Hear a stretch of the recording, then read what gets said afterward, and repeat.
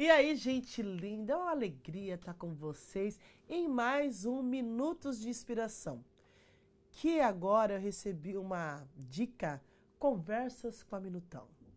Eu gostei dessa história. E para que a gente possa ter uma conversa legal, papapá linda, nós trouxemos a nossa querida Paula. Obrigada, Ana, Conte pelo um convite. pouco, Paula, quem és tu? Quem és tu, Paula? Quem é você fora do LinkedIn? Quem é você sem o seu CNPJ? Sem meu CNPJ, eu, Cláudia Paula e Silva, a filha da Creuza Paula e Silva, do José Luiz Paula e Silva. E eu falo assim porque o Paula e Silva é sobrenome e que carinhosamente foi reconhecida como CP, para simplificar. Então eu sou a segunda CP, minha mãe é a primeira CP. Ela é a continuidade da CP. Continuidade da CP. Sou mãe do João Vitor Gomes. Delício, alto, que é criança, senão eu já ia levar pra casa. 19 anos, já é adulto. Não, mas não pode. Eu tô quase com 100. Não dá. Pedófila, não dá. Não dá. Como eu dizia quando falava do meu esposo, meu esposo era mais novo, né? As pessoas falavam, nossa, você é pedófilo. Assim, não, ele que é belhófilo. É isso. Muito bom! Mas o João, 19 anos, um garoto maduro, tá lá na universidade, adoro ser a mãe do João, adoro sentar com o João, tomar um bom vinho, conversar sobre a vida. Deus, ele já bebe vinho. Degustando cada vez mais esse lugar. Da vida. A mulher que gosta de sambar, a mulher que tem buscado a plenitude da religiosidade, também é um lugar inegociável da Cláudia, além do CNPJ. A Cláudia que gosta de conversar com o Minutão.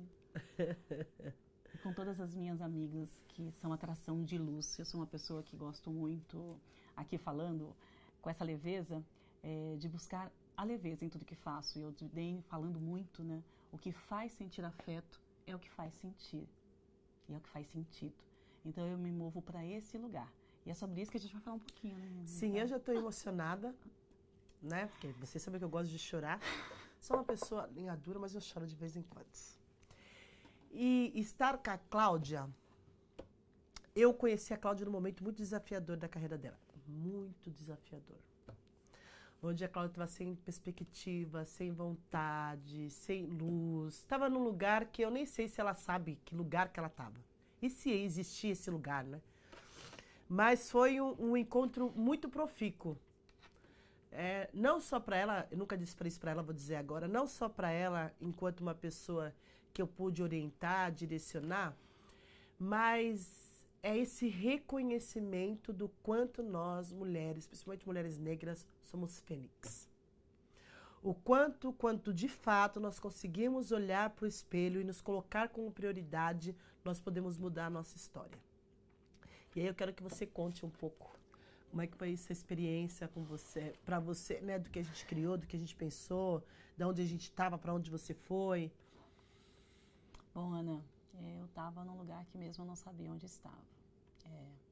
Estar aqui hoje, acho que faz uns 2 anos, eu tinha apreço de acompanhar você nas redes sociais e estava num lugar realmente, eu não sei onde eu estava, mas eu tinha um lugar onde eu já tinha me perdido totalmente de mim. Eu não sabia, não encontrava sentidos, nunca pensei em me suicidar, não, mas eu não encontrava sentido. Eu cheguei até a Ana onde eu não sabia quem eu era. Então hoje eu me apresento como Cláudia Paula e Silva, mas por muito tempo eu era a Cláudia da empresa. Para o meu filho, para minha mãe, para o meu ex-marido, para todos os amigos. Eu estava muito associada à empresa. Eu tinha perdido a minha essência, eu já não sabia o que fazer e por que fazer. Eu vivia uma onda de... precisava sobreviver, porque eu tinha conta para pagar. Eu precisava sobreviver. E a sensação de sobreviver era uma sensação de estar se afogando o tempo todo. Sabe quando você está naquela piscina sem saber nadar e se afogando o tempo todo? Então, mas eu sempre, com a força que me fez chegar até aquele dia em você, foi primeiro de achar que eu tinha direito de ser atendida pela Ana Minuto. Que é um processo, né? Que as pessoas acreditam. É lógico que é milhões, mas para algumas pessoas isso é legal, é o melhor preço. Pra quê, né? Ser atendida pela Ana Minuto. Eu tenho direito a isso? Faz sentido fazer uma constelação? O que é isso? Então, foi um movimento de pedir ajuda e confiar que eu precisava viver aquilo. E foi nesse encontro que eu mandei uma mensagem e cheguei ali na região da Paraíso, à noite, iniciei pela primeira vez um processo de constelação com você. Posso falar muita coisa, porque o processo de constelação ali naquele lugar, eu não tinha uma pauta.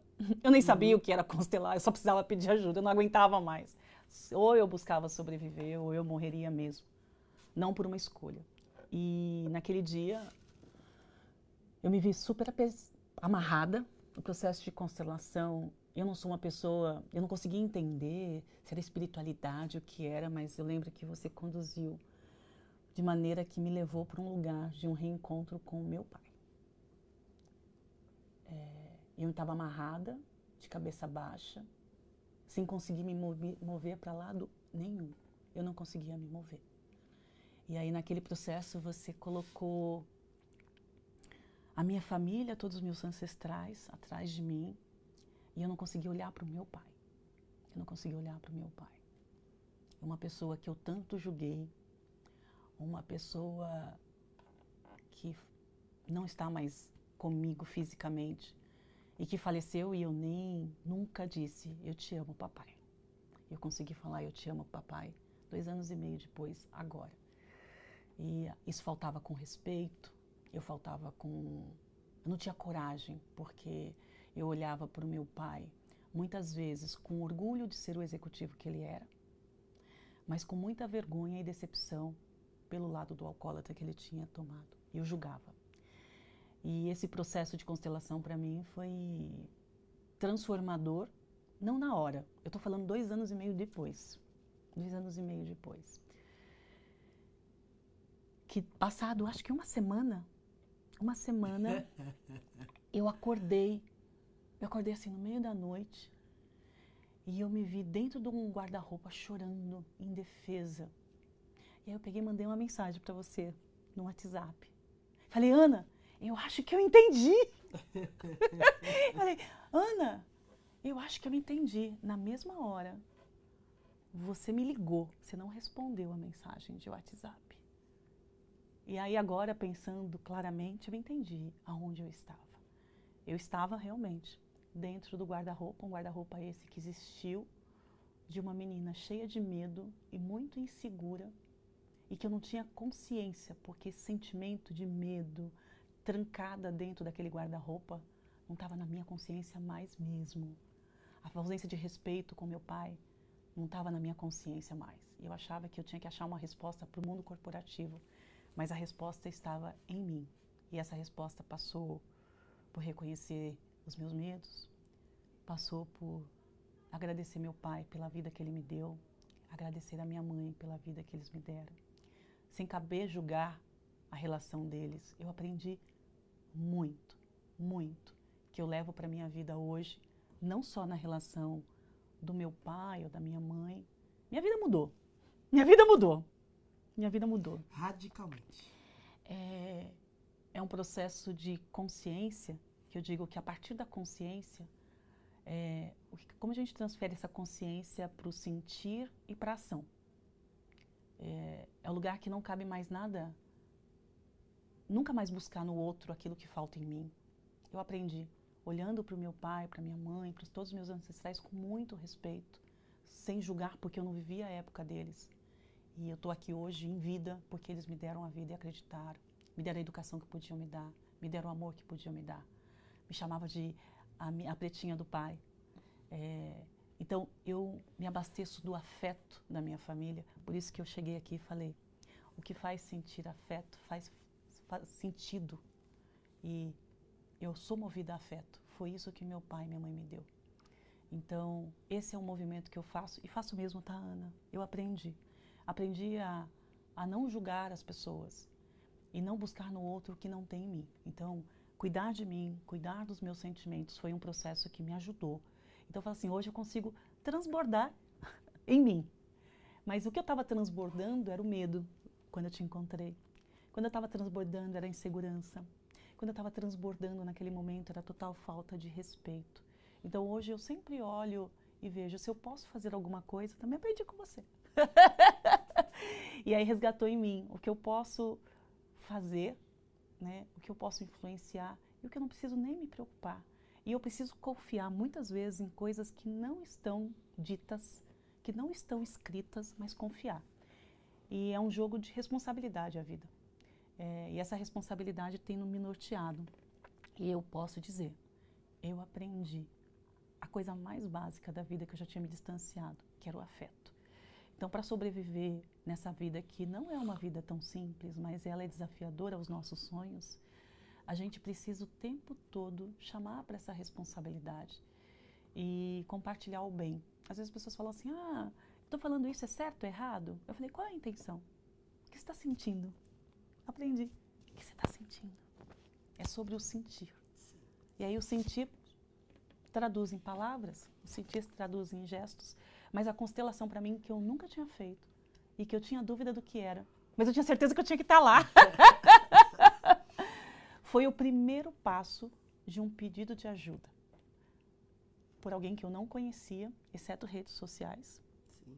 E que hoje virou uma grande amiga na minha jornada por muitos momentos. Por muitos momentos. E tem uma coisa, né? Acho que uma das coisas mais lindas que eu resolvi um dia fazer foi me tornar consteladora. E a constelação, ela passa por esse lugar de a gente honrar a vida através de quem veio antes. E por que eu trago... por que para mim a Paula é tão cara nesse processo? Porque por mais dolorido que foi para ela, e foi, não foi um processo simples, não foi fácil, ela teve coragem de tomar o pai e a mãe. Quando nós tomamos o pai e a mãe, é impossível dar errado na nossa vida. E a gente não está dizendo de amar, a gente não está dizendo de ser legal, a gente não está dizendo... Não, a gente só está dizendo que é aceitar o que eles deram pra gente, que foi o maior bem, a vida. E a partir daí ser responsável por essa vida. Não dá pra gente passar a vida culpando o pai, culpando a mãe, por coisas que a gente nem sequer sonhou que era possível. Então, quando eu falo da constelação e me emociono, porque eu fiz centenas de constelação. E eu lembro de todas elas de alguma forma. Mas a Paula é a visão nítida que eu tenho desta evolução de reconhecer quem veio antes, de honrar quem veio antes, de sim ajoelhar para quem veio antes, de entender que a dor é dele, que o alcoolismo é dele, que o desafio é dele, mas isso não faz com que ele seja menos. Isso só demonstra o quanto ele foi potente para que eu não tivesse que passar por isso. Então, quando a gente pensa nesse processo, e quando eu pensei em falar sobre minutos de inspiração, é sobre isso, não é sobre estar pronto. Nós estamos nos aprontando todos os dias. Nós estamos todos os dias nos vestindo um pouco da gente, um pouco do outro, para criar uma nova essência, uma nova história, um novo processo. Então, é esse recado que eu quero deixar para vocês com esses minutos que a gente passou junto, passou com a Paula. Ela é a demonstração viva do poder de olhar para trás, honrar, agradecer e seguir a vida sendo próspera e abundante, indo pro grande. Quero que você deixe agora uma mensagem para as pessoas e também deixe suas redes sociais. Porque afinal, gente, ela também é blogueirinha. Uma mensagem para as pessoas. Acho que eu acabei falando, né? Mas ame. Se ame. Acho que se encontre. Se tivesse que dedicar todo o investimento em cada um de vocês, invista em vocês. Porque isso não é egoísmo. Eu tenho dito algumas coisas, excluir a palavra óbvio, porque não é óbvio, e buscar ressignificar a todo instante. Isso faz muita diferença. Então, às vezes, se colocar em primeiro plano não é egoísmo, porque a gente só pode dar a nossa melhor versão para o mundo. Então, se ame. Minhas redes sociais, eu tô como Cláudia Paula no LinkedIn, eu sou Cláudia Paula no Instagram, eu sou Cláudia Paula em todos os lugares. Simples assim. Paula da Silva. E é isso. Tchau. Tchau. Até o nosso próximo vídeo.